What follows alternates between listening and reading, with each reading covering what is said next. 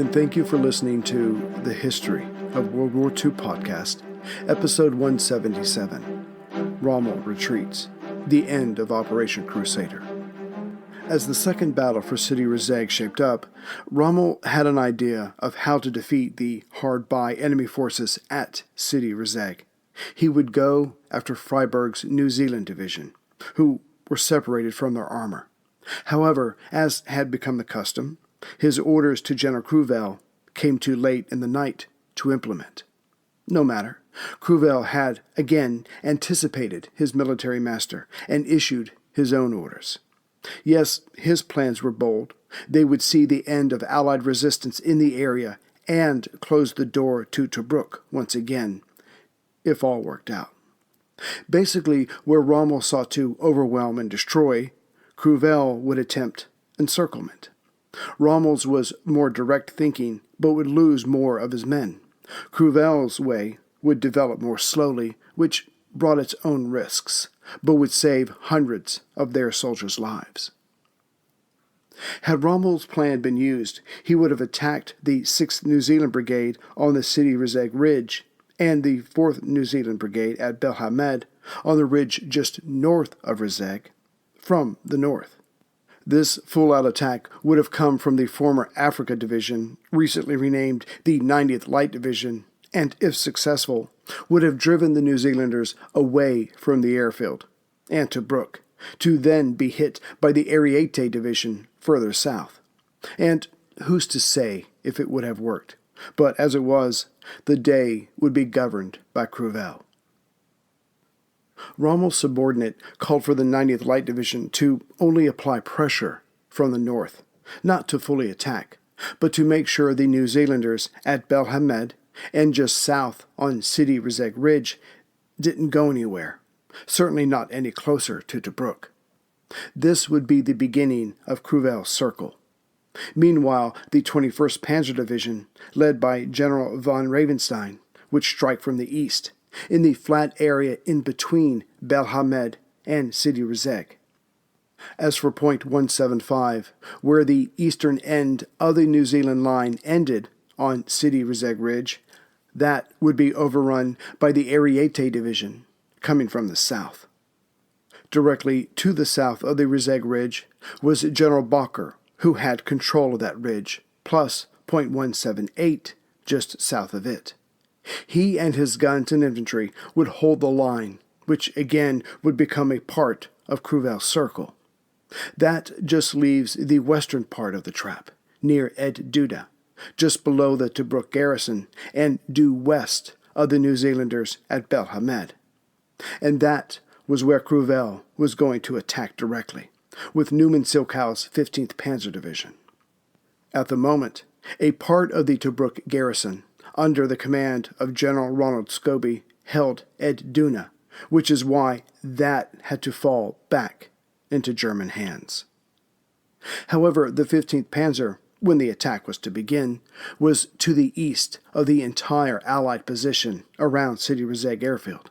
It would have to travel just south of the airfield, itself below the Sidi Rezegh Ridge, currently being held by the 6th New Zealand Brigade. The good news was that, for a part of their journey, the 15th Panzer would be covered by Bacher's guns. On November 29th, Cruvel's attack got underway rather badly.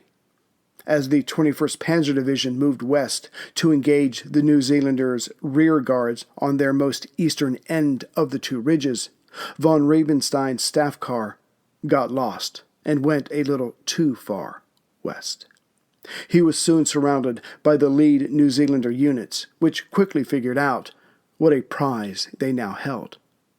The 21st, which had suffered more than the 15th Panzer Division, lost heart at losing their commander. Still, the 15th Panzer got underway that morning of November 29th and traversed the tank run just above Bacher's position, who covered him. Yet the New Zealanders' 6th still took shots at the moving panzers from the north. Though it took up the first part of the day, the 15th was able to surprise Scobie's men at Ed Duda. The men of Tobruk gave ground but then steeled themselves. Their backpedaling came to a halt. Still, the Germans had a toehold and hoped to use that to launch another attack the next day. But Scobie and his men weren't about to wait. That night of the 29th, they brought forward their heavy infantry tanks, the Matildas. These vehicles couldn't go like the Panzers, but they were hard as hell to knock out, as the Germans found out. That night, the Germans lost what they had gained earlier that day. No, it would be the Italians of the Ariete Division that would give Cruvell his best results.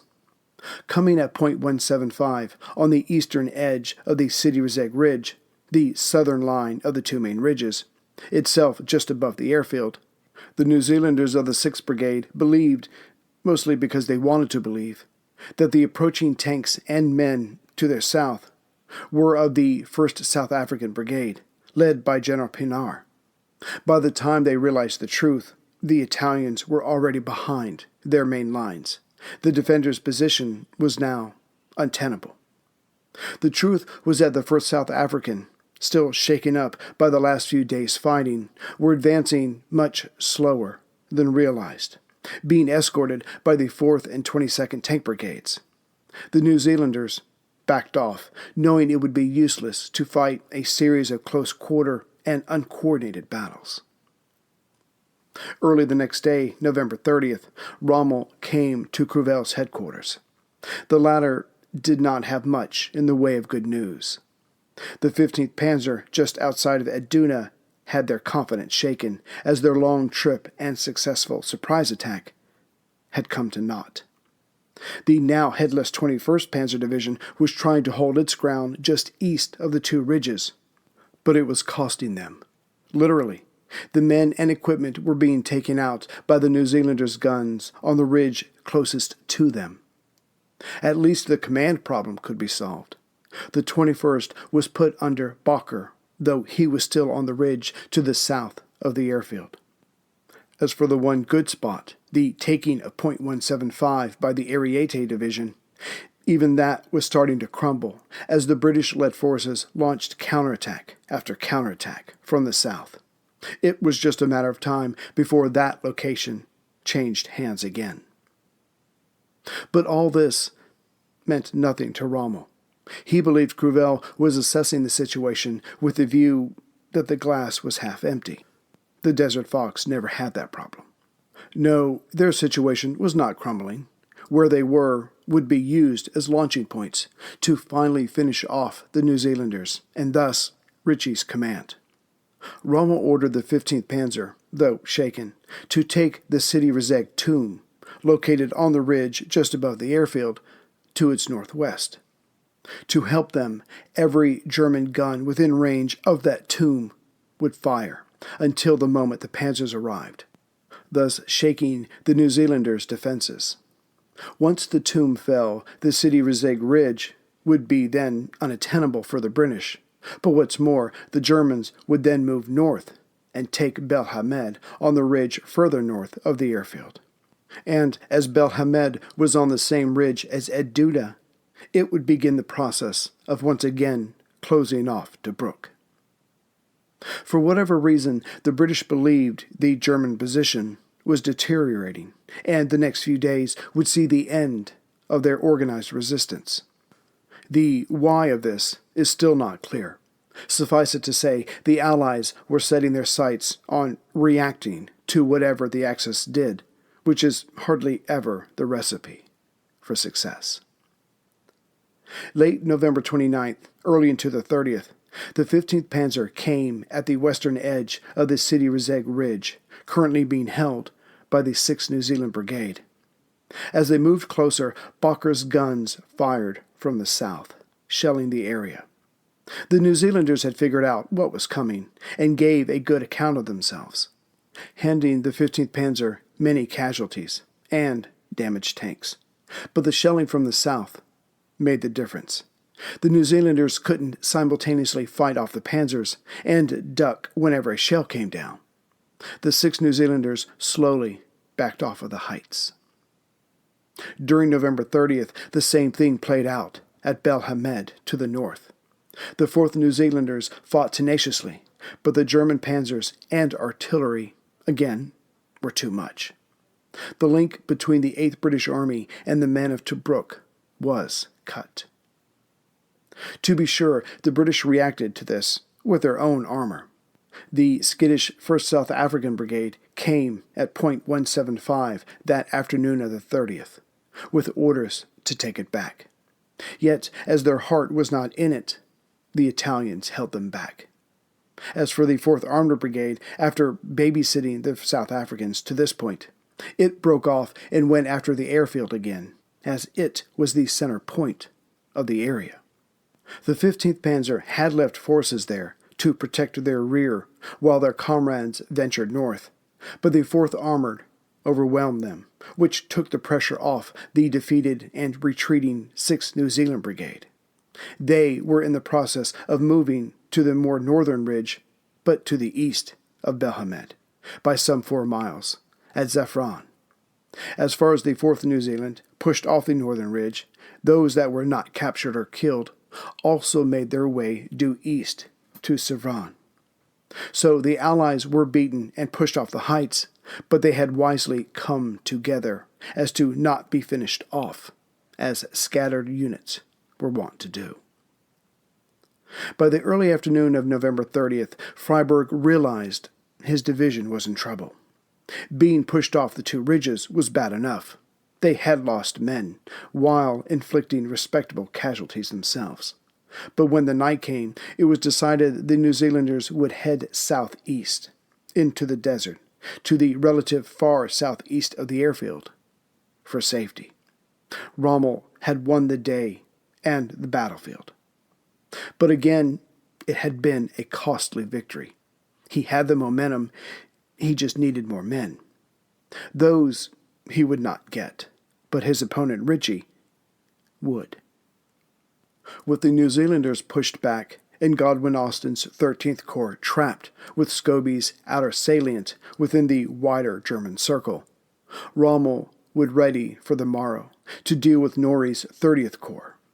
As for Norrie's Corps, it too was forced back into the desert to once again regroup, to deal with their wounded, their broken machines, to assess their current situation, which would, hopefully, help them plan how best to reopen Tobruk.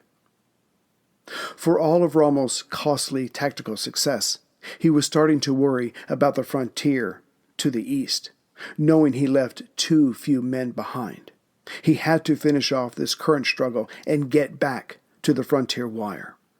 Outnumbered he might be, but the general knew the priceless value of keeping the enemy not only in reaction mode, but on the run.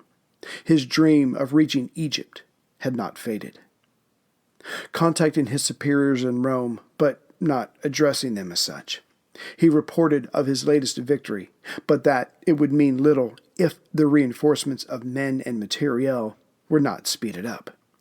For clearly the British had started a battle of attrition to make up for their lack of technical skill, in his opinion. Being honest, Rommel admitted to having 142 fewer tanks, 25 fewer armored cars, 42 fewer anti-tank guns, and 4,000 fewer men, the total cost of his success thus far. But he had inflicted impressive damage to the enemy as well. His next goal, he told Rome, who were still remembering that his was only to have been a red herring for the British to focus on, was to reopen the Via Balbia, get back to the frontier, reinforce the units he had left more east, and set the board back to the pre-Crusader days. As for reinforcements, those would certainly come, but for Ritchie, not Rommel. Auchinleck flew back to 8th Army headquarters on December 1st to help with any major decisions, but also to put a stickabout in making sure fresh units and supplies reached the combat area. First off, the 4th Indian Division and the 5th New Zealand Brigade were relieved from their frontier duty of working with General Norrie by the 2nd South African Division, as Norrie was just east of Bir el Gubi itself far enough south of the airfield as to not concern Rommel for now. The 2nd South Africans were en route there, straight from having newly arrived from East Africa. Also on their way to Norrie were parts of the 1st Armored Division, either having just landed from Britain or coming from Syria. When all were gathered, Ritchie would, wisely or no, only the results would show, restart Operation Crusader. General Norrie, so reinforced, would thrust to the northwest from Bir el Gubi, while Godwin Austen would break out of the extended Tobruk perimeter to the southwest, as both forces would head for El Aden, about 5 miles or 8 kilometers due west of Ed Duna, actually a little to the southwest of Tobruk itself. Not only would the Germans be cut off from retreating, again they weren't trying to retreat, but to actually head in the opposite direction, but the ring around Scobie's men would truly be shattered. Yet all this planning and preparation took time, for both sides. Ritchie hoped to be ready to move on December 3rd, yet that was an enthusiastic date, which did not factor in reality. Still, he would be ready to move soon. Problem was, Rommel was ready to move before then, so commenced his attack to help his forces to the east, closer to the frontier wire. As had happened before, both sides were attempting to reach far into their adversary's backyard as a means of winning closer battles. On December 2nd, Rommel sent 2 columns, unsupported by tanks, one along the Via Balbia, which led to Bardia, the other along the coast and the Trig Campuzzo, which led to the fort of that same name. As for those German units on the more northern road, the Balbia, the 5th New Zealand Brigade had been warned of their coming.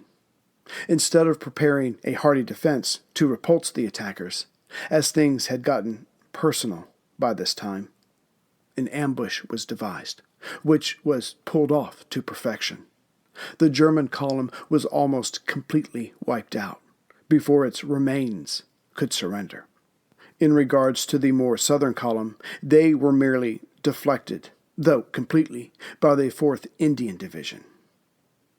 Word of these debacles took time to get back to Rommel and Crüwell, so the next day, December 3rd, the 21st Panzer moved west from the tomb and attacked Ed Duda, which led to nothing of significance. Meanwhile, the 15th Panzer at this point, stronger than the 21st, was combined with the Ariete Division and sent east towards the frontier to look for any of Bach's men and the men of the Savona Division still held up at the Halfaya Pass. Rommel couldn't resist the grand gesture. That could have potentially paid huge dividends. Yet by the end of December 3rd, both Rommel and Ritchie had a hard rethink. Ritchie called on Norrie and told him not to advance from Bir el Gubi. Why? Because one did not go traipsing off to the northwest, only to find the wily Rommel operating to his rear. It had happened before. In fact, as we have seen, some of Rommel's men were already on their way to the east. As for when the advance could restart, never was looking like the answer. To balance this out, Rommel contacted Crüwell during his mad dash east and told him to return. The British force at Bir el Gubi was becoming large enough to make a run themselves north and cut every one of Rommel's communications with his forces closer to the frontier. He had certainly done that enough times to his adversaries to know well its effects. But now came the moment that Cunningham and London had been hoping for. They just didn't know it. Putting aside his more aggressive tendencies, Rommel, after assessing his situation honestly, knew he didn't have the men and resources to both hold back Scobie and his men at Tobruk while taking on the British Eighth Army. There was only one thing for it. Tobruk would have to be undivested, which would give him enough men to finally defeat the Commonwealth forces before him and push on to Egypt. Tobruk would just have to look after itself, or be dealt with later, once the Battle of Sidi Rezegh had stabilized, in the Axis' favor. For now, this was the plan. Afrika Korps would go south and attack Nori's ever-growing force at Bir el Gubi. This would give him enough time to peel away his troops that made up the eastern wall around Tobruk. As for that part of the circle that made up the western and southern walls, they would stay in place and be the origin of a new line that would run south from there through El Abdin to Bir Hakim, some 25 miles or 40 kilometers into the desert. Then he would wait for reinforcements and, once again, come tearing out of the west to make for Egypt. As for his men along the frontier, they would just have to hold out as best they could. But even this advance backward was muddled up. Leaving the Ariete Division at Sidi Rezegh to cover the removing of the units to the east of Tobruk, the Afrika Korps started south on the afternoon of December the 5th. By late that evening, Cruvel came upon the British at Bir el Gubi, yet it was too late to launch an attack. But hoping to outsmart the British, during the night Cruvel moved many of his men to the west of the British position, hoping to hit them the next day on a less defended side. But that's not how it played out. The 21st and 15th Panzer Divisions could not, embarrassingly so, get out of each other's way. Hence they were not separated until late the next day, December the 6th. It didn't help that the RAF, finally having an immobile target to strike at, bombed the Panzer Divisions throughout the day. But it only got worse for Rommel. While moving with his men on December the 6th, 15th Panzer Divisional Commander Neumann Silkow was wounded, seriously so, by an artillery shell. He would die 3 days later. Yet finally the Battle of Bir el Gubi was launched, then fizzled out. The British had, by this time, a respectable force of guns and tanks, with the RAF overhead. The Germans, along with the Ariete Division, bashed themselves against the Commonwealth forces, but nothing came of it. Bir el Gubi stayed under British control. While this battle to the south played itself out, Rommel was involved in a much bigger war, one that he would lose, which would cost him the battle for Sidi Rezegh. Colonel Montezilomo, emissary of the Italian Supreme Command, now at Rommel's headquarters, didn't mince words. He came right out and told Rommel that until Kesselring's 2nd German Air Force could re-establish control over the central Mediterranean, no more supplies would be sent over. Rommel knew at that point Cruvel would have to work a miracle, and soon. Otherwise, the Afrika Korps, with its Italian comrades, would have to pull back to Gazala, some 28 miles or 45 kilometers due west of Tobruk. And the only reason Gazala was more than halfway built up to be a strong redoubt was because General von Paulus had ordered it so. On December 7th, 1941, a date which will live in infamy, was no friend to the Axis in North Africa either. On that date, Rommel ventured to Cruvel's headquarters and asked what was next. Cruvel answered there was nothing more to do. So the order to withdraw was given. Late that evening, Italian General Bastico, in overall command of Axis forces in North Africa, though Rommel largely ignored this title, asked to see the Desert Fox. Rommel made some half-hearted excuse, so Bastico came to his headquarters the next day. The result was only more fighting, this time between the Axis allies. Rommel accused the Italian soldiers under him of being inefficient. Bastico came screaming back at his supposed subordinate that he had squandered vast resources. Yet Rommel ended the screaming match by saying he was going to take his men to Tripoli and intern himself and his in Tunisia. Still, some concrete decisions had been made. The new Gazala line on the eastern side of the Cyrenaican Bulge was to hold out as long as possible, to ensure the Axis had time to take away everything within Cyrenaica worth taking. On December 8th, Cruvel had the 21st and 15th Panzer pull back from Bir el Gubi. Everyone behind them did the same thing. The British had hoped to exploit this, hoped to create a second Beta Fahm that had seen Commonwealth forces swing out and capture so many retreating Italian troops. But it was not to be. Cruvel did an outstanding job of keeping the British-led forces at bay. On December 12th, the Axis were behind their new line along Gazala. Moreover, they held up the British there until the 17th. After that, the Axis, thanks to Cruvel, was able to retreat in a pace that suited them. And try as he might, Godwin-Austen could not get in between any two pieces of the retreating Axis front to cut out a part of the ever-fading enemy units. Godwin-Austen's 13th Corps came upon the Gazala line on December 17th.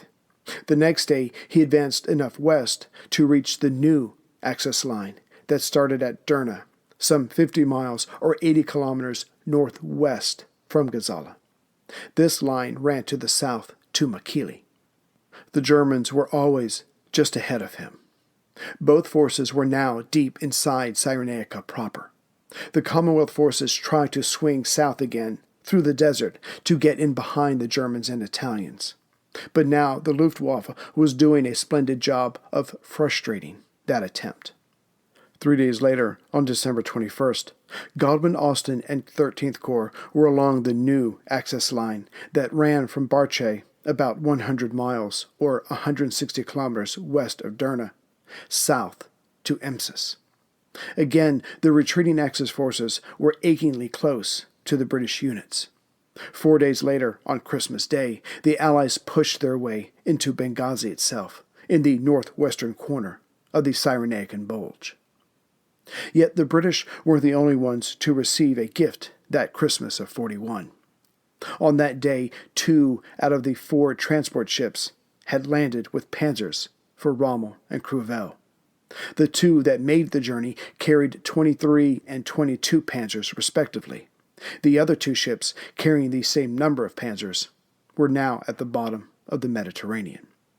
Cruvel wasted no time in bringing those new panzers up to the front. Attacking the 13th Corps on December 28th, and then again on the 30th, Rommel's subordinate was not trying to restart the offensive. The Axis were headed for El Aguila, at the bottom of the Gulf of Sirte, or some 150 miles or 240 kilometers southwest from Benghazi. They just needed some breathing space. And the Germans had not lost their flair for defensive retreats.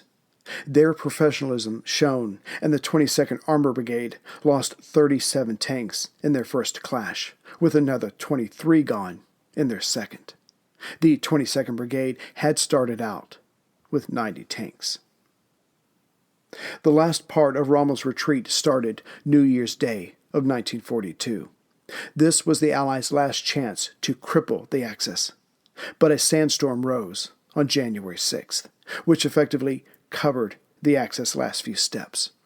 By the time the storm was over, the Germans and Italians had aligned their great guns and tanks, inviting destruction to any who chose to come at them.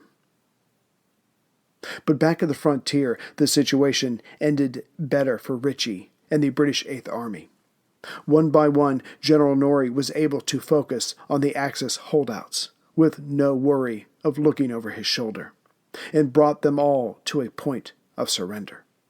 The 2nd South African Division was instrumental in this siege warfare. Bardia gave up on January 2nd. The holdouts at Halfaya, Major Bach, and the Savoia Division raised the white flag on January 17th. Operation Crusader, which had morphed out of all recognition, was now over. It was a British victory for the Eighth Army, but equally so for those naval and air units that choked Rommel's supplies. And it was a costly victory. The British lost, due to death, wounded, or missing, 15% of their forces, some 17,700 men. For the Germans, the percentage was higher, but not the actual number. 22.5%, some 14,600 of their men. Yet it was the Italians who bled the most, with 43%, or 23,700 of their men now out of the war. Besides the victory, the British had learned much. Their men, up and down the line, went from brave fools to cynical professionals. Moreover, the inadequate British guns and airplanes were also brought to light. If Tripoli was to be taken next, then the latest of everything had to be brought over, on a massive scale. Though the Axis would be outnumbered when Operation Acrobat got underway, the Germans were still respected. Yet there would be no great push, no Acrobat. On the night that Cruvel had begun to withdraw from Bir el Gubi, the Japanese Navy had attacked the American naval base at Pearl Harbor and would soon run amok in Southwest Asia. Any supplies meant for Eighth Army would go instead to the Far East in an attempt to stem the Japanese tide. Yet the British had learned much during Crusader and would go on to adapt their tactics and strategy. But what they still lacked was the right leader, someone on the ground who had the confidence and the competence to take the entirety of the army of the Nile onto his shoulders and show it the way. The Commonwealth forces in North Africa were still in want of a big man, someone who believed he had what it took to take on Rommel and defeat him.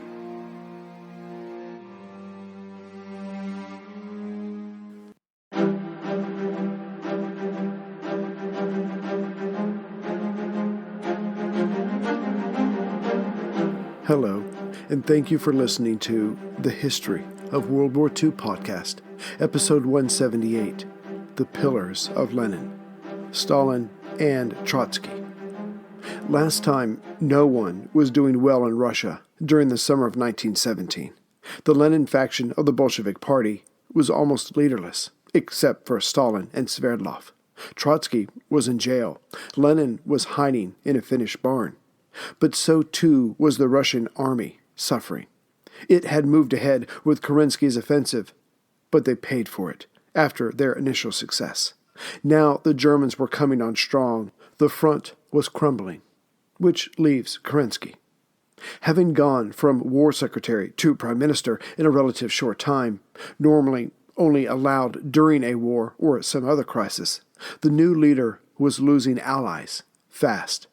Some of this was from the war. Another part was simply the lack of improvement in the people's daily lives.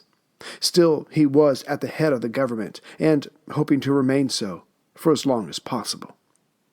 Yet, as it was a time of crisis in revolutionary Russia, any situation could change at any moment, and that's what happened.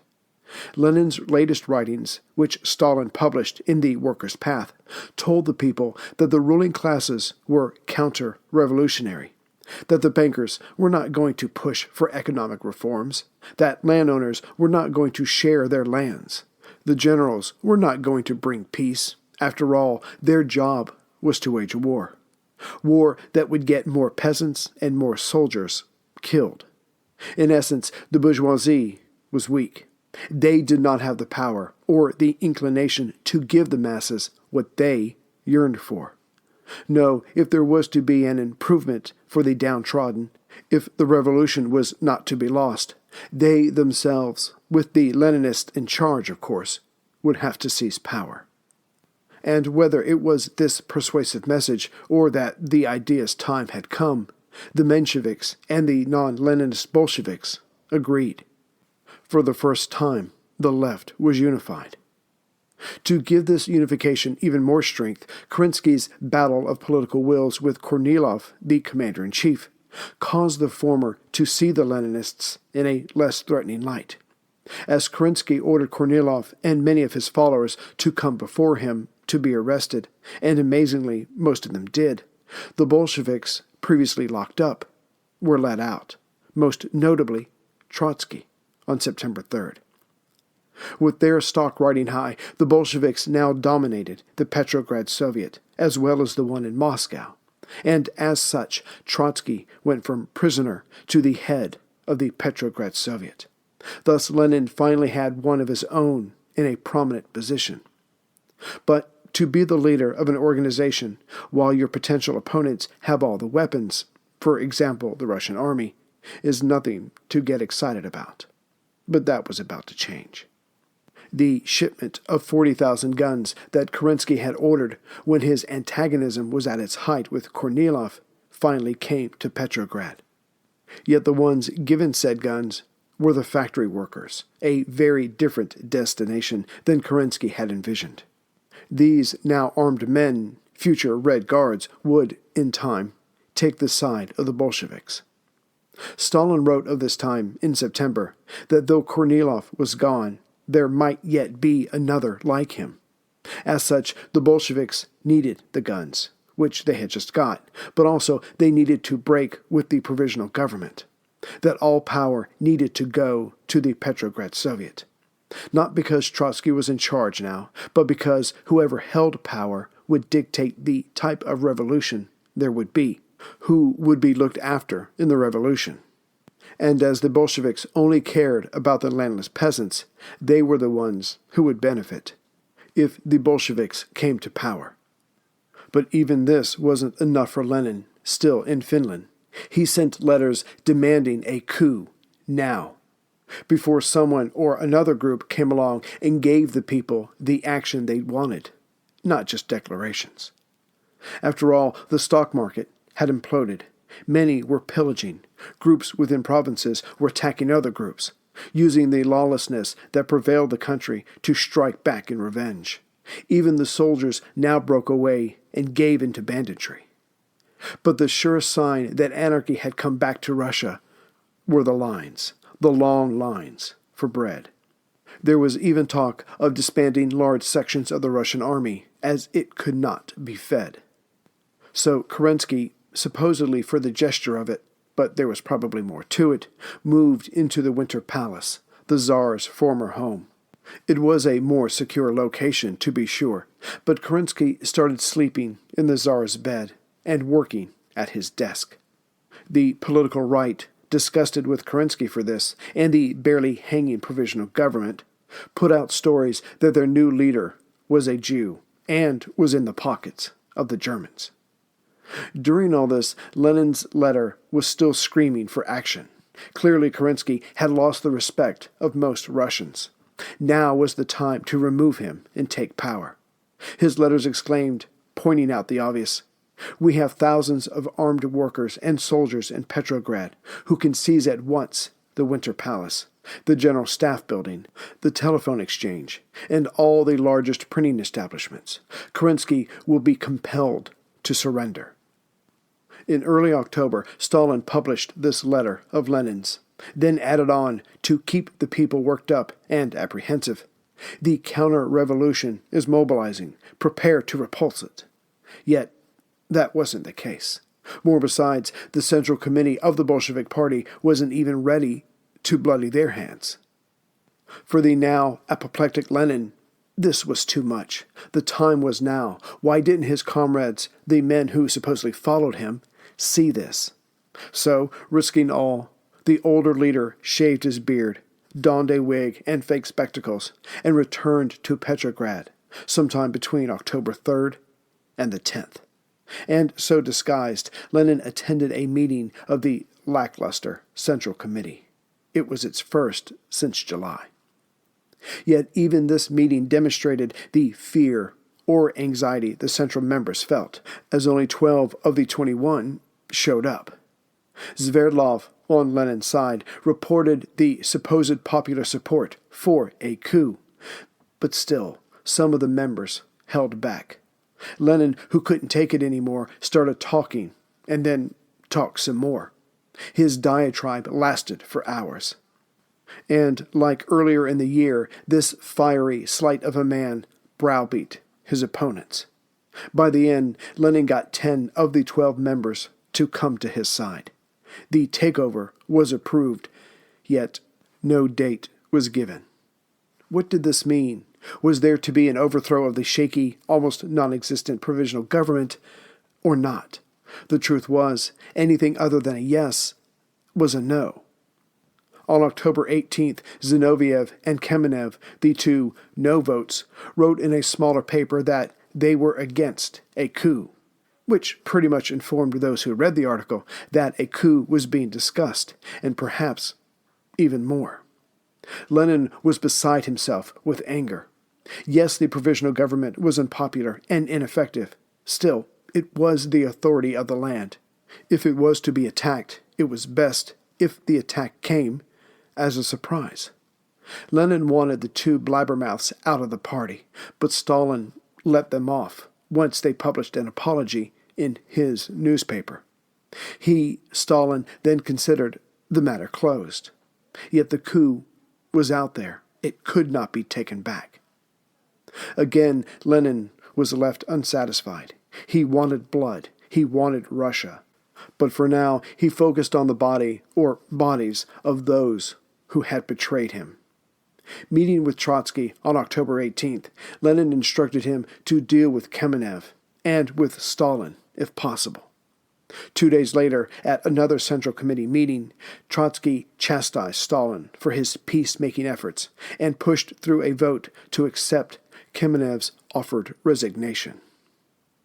By now, the Bolsheviks, having been forced out of the Tauride Palace, Catherine the Great's summer townhouse, now resided in the Smolny Institute, a finishing school for young ladies of the nobility on the eastern edge of the capital. The Petrograd Soviet was headquartered there as well, which made Lenin's next move that much easier. Forcing a vote at the Smolny Institute, Lenin got his way, and the Soviet's Central Executive Committee approved the establishment of a Defensive Military Revolutionary Committee, the MRC. This new committee was approved, once again, due to Lenin's rhetoric and Trotsky's popularity in mid-October. The rest of the Soviet and the Bolsheviks at large were told that the MRC was needed in case the Germans made it to the capital, or Kerensky came after them again. In reality, its first adversary would be the provisional government. The Second All-Russia Congress of Soviets was set for October 20th, and Trotsky believed he had found the very thing to end the suspense of when the provisional government should be toppled. He would do it himself during the Congress, and at the attending, hand the keys to Russia over to the delegates. As in, Russia is now in your hands. You can't go back from what I have done. Yet many of the delegates made it clear they would not be in Petrograd by the 20th, so it got pushed back to October 25th. This only worked to the good as far as Trotsky was concerned. It gave him more time to plan his coup. Trotsky got word to the soldiers and sailors. The Soviet government will annihilate the misery of the trenches. It will give the land, and it will heal the internal disorder. The Soviet government will give away everything in the country to the poor and to the troops in the trenches. If you bourgeois have 2 fur coats, give 1 to a soldier. Have you got a pair of boots? Stay at home. A worker needs them. Also, with the extra days given to him, Trotsky had many thousands of soldiers and civilians pledge themselves to his cause, to help the poor. And still, with all this support, the Bolshevik delegates hesitated. Stalin told them, "We either start the uprising or we consolidate our forces."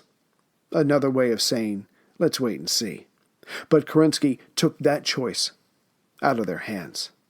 The leader of Russia, living and working from the Winter Palace, issued orders for the arrest of the top Bolshevik leaders. But more specifically, on October 24th, the day before the Congress was to start, Kerensky had military cadets and citizens' militia smash Stalin's presses. Stalin, having what he had wanted, that first blood was drawn, calmly sent runners to Smolny to inform them that something was finally happening. Trotsky, also excited that the dam of immobility was finally broke, sent MRC forces to save the presses and get them running again. Now that there was something other than talking or voting happening, Trotsky kept the momentum going. As word spread of troop movements throughout the capital, Red Guards were sent to occupy the rail stations, the bridges, and the telegraph. Kerensky retaliated by having the Smolny's phone lines cut. Trotsky himself retaliated by seizing the telegraph exchange. The Smolny's lines were once again running, and it was the Winter Palace's lines that were cut. But Kerensky wasn't done. He had the power cut to the Smolny Institute, so the Red Guards went to the electricity generation station and seized that. As far as the people were concerned, the leader of the provisional government was disturbing the life of the city. It was the Red Guards putting things back to rights. By midnight of October 24th, the Red Guards controlled most of the important sectors and services of the capital.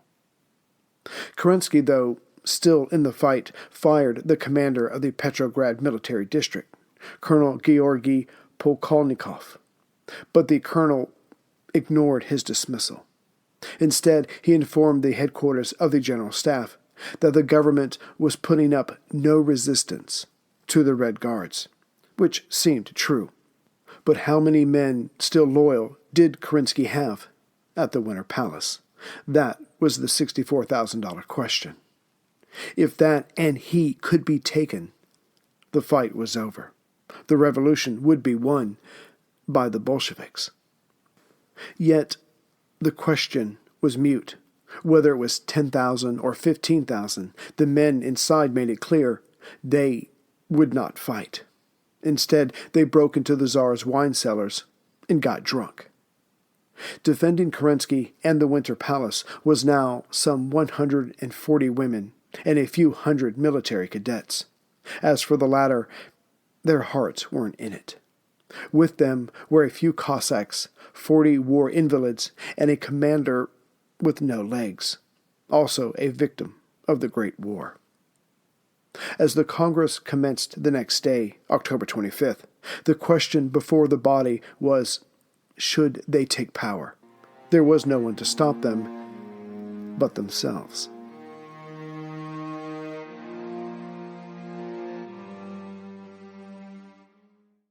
Greetings, everyone, from Central Virginia. So I know it's been a while, so I just wanted to take an opportunity for this maybe last episode of the year to thank all the latest members and everyone else who's helped out the show.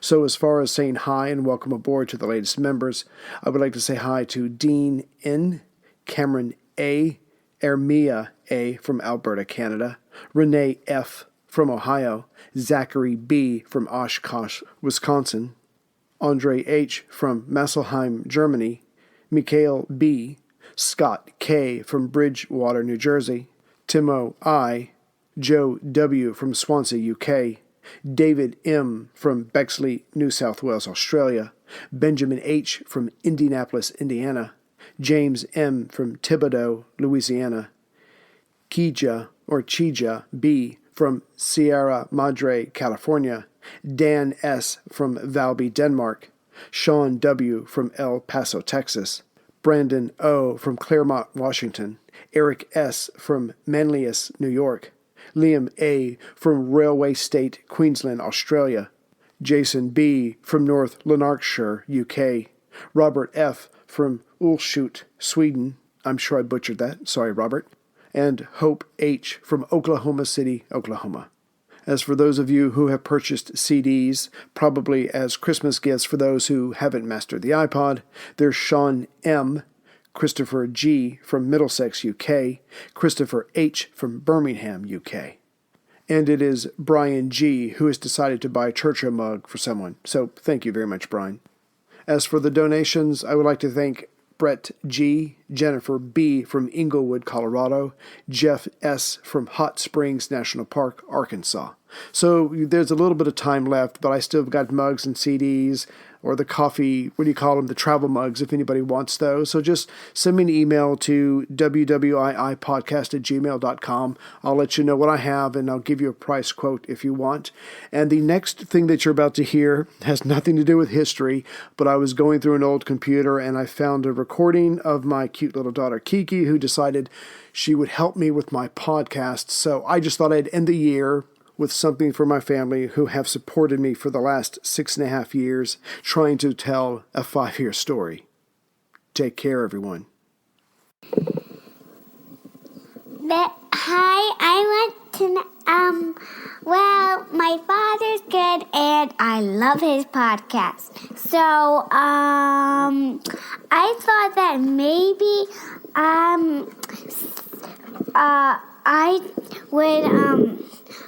I would do lots of helping to father. So I think I would help him with his podcast sometimes.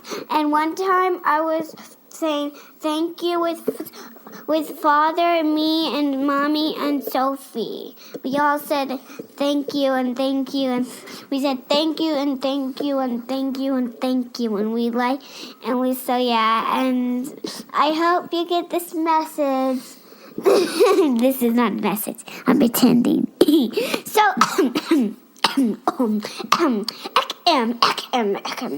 I will now tell a story.